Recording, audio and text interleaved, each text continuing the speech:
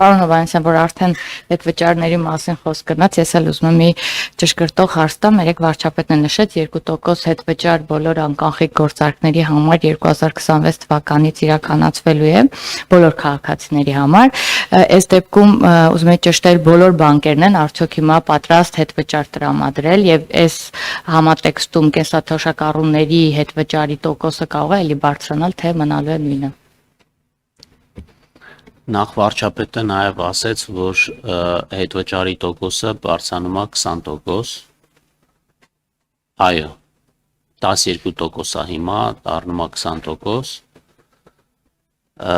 այս որոշումը դեռ կառավարությունը չի ընդունել, բայց մենք հիմա շրջանառում ենք եւ այդ որոշումը մինչեւ տարվա վերջ կընդունվի, ինչ վերաբերվում է համընդհանուր հետվճարի համակարգին, ապա այդ հետվճարը տալու են ոչ թե բանկերը, այլ առքա համակարգը, այսինքն կապ չունի թե դա որ բանկն է, առքա համակարգ, առքա քարտեր ունեցող մեր քաղաքացիները իրենց պոսերից գնումների ժամանակ այդ գումարը հետ կստանան։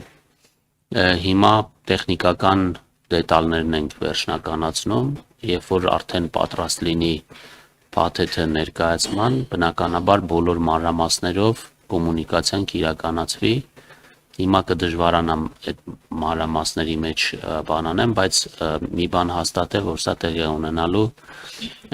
առքա համակարգի միջոցով։